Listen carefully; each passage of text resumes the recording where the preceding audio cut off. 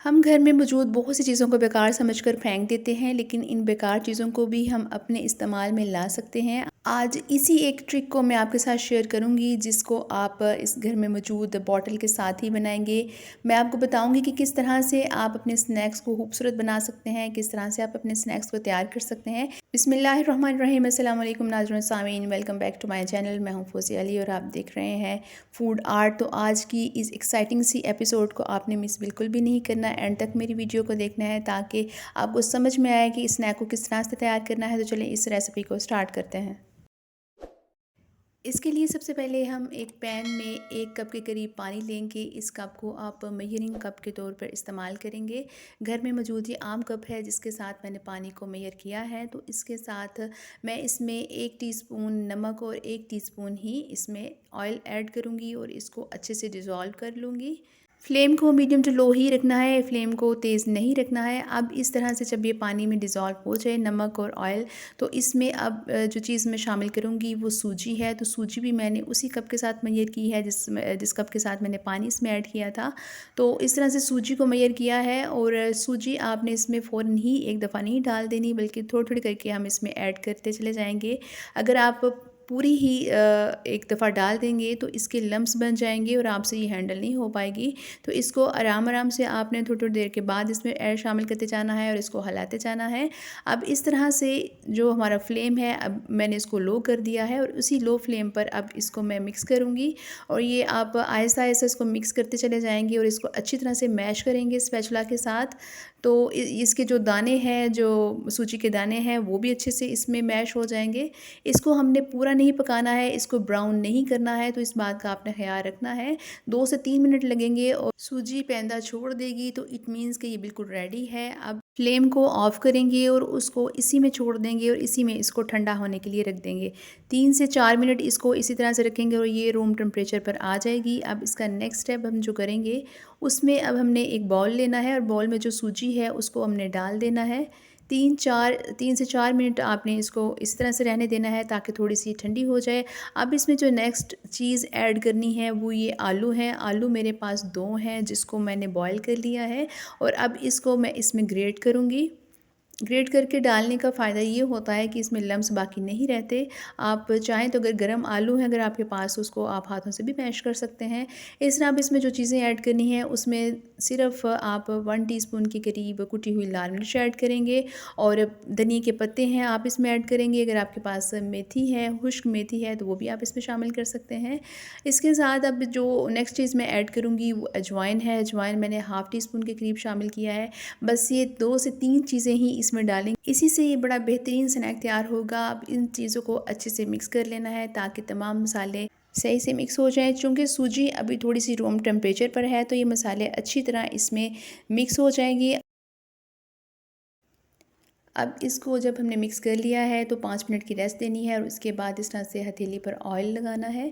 छोटा सा पोर्शन लेंगे और इसका एक बॉल रेडी कर लेंगे।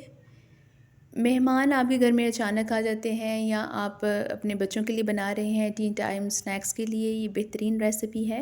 ये जिस ट्रिक के साथ मैं ये रेसिपी आपके साथ शेयर करूँगी उसमें आपने इसकी शेप बॉल में ही रखनी है। आप कोई और शेप इसमें नहीं बनाएंगे, ये बॉल के साथ ही मैं आपको बनाना बताऊँगी। 1 कप सूजी के साथ अच्छे खासे बॉल बन जाते हैं। इन बॉल्स को आपने बहुत ज़्यादा छोटा नहीं बनाना है। इस तरह से बॉल्स मैंने रेडी कर लिए हैं और ये देखें कितने खूबसूरत लग रहे हैं।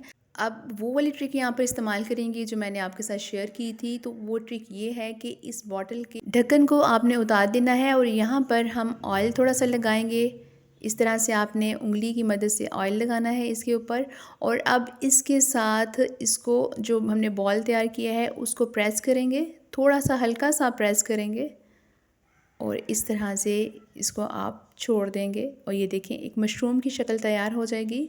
इस तरह से आपने सारे बॉल्स रेडी कर लेने हैं। बच्चों को, बड़ों को एक नई चीज़, एक यूनिक चीज़ बच्चे मांगते हैं स्पेशली, तो आप बच्चों को इस तरह से बना के दें, बच्चे बहुत खुश होंगे, बहुत इंजॉय करेंगे। आप भी बनाते हुए इंजॉय कीजिएगा और बच्चे खाते हुए भी इंजॉय करेंगे। ये देखिए सारी मेरी जो बॉल्स हैं उनको मैंने रेडी कर लिया है। अब इसको एक एक बॉल को हम पकड़ेंगे और इस तरह से हमने इसको ट्रे के ऊपर रखना है, और इसको 10 से 15 मिनट आप फ्रीज़र में रखेंगे। अगर आप फ्रिज में रख रहे हैं तो आधा घंटा रख दें, और अगर आप फ्रीज़र में रख रहे हैं जल्दी है आपको तो आप फ्रीज़र में रखें रखें और 10 से 15 मिनट की इसको रेस्ट दें ताकि ये अच्छे से सेट हो जाए और हमारी फ्राइंग भी इसकी अच्छी सी हो जाए। इसमें हम किसी किस्म की कोई कोटिंग नहीं करेंगे, इसमें सूजी ऐड की है। अगर आप सूजी नहीं डालना चाहते तो आप कॉर्नफ्लोर में इसको बना सकते हैं। आलूओं को मैश करें, उसमें कॉर्नफ्लोर डालें, मसाले डालें और इस तरह से बना सकते हैं, लेकिन सूजी से ये ज़्यादा क्रिस्पी बनते हैं। अब इसको जब मैंने रेस्ट दे दी है तो अब इसकी फ़्राइंग करनी है। तो फ्राइंग के लिए एक चीज़ मैं आपको यहाँ पर शेयर करूँगी, एक टिप एक शेयर करूँगी कि इसमें आपने इसको लो फ्लेम पर कुक नहीं करना है, मीडियम फ्लेम पर कुक नहीं करना है, बल्कि इसको हाई फ्लेम पर ही हम इसको कुक करेंगे, क्योंकि इसमें सूजी भी पकी हुई है और जो इसमें आलू हैं वो भी पके हुए हैं। तो इसको ज़्यादा पकाने की ज़रूरत नहीं है, सिर्फ इसका हमने कलर चेंज करना है। अगर आप इसको लो फ्लेम पर फ्राई करेंगे तो ये बहुत ज़्यादा तेल जज़्ब करेंगे, तो वो हम नहीं चाहते।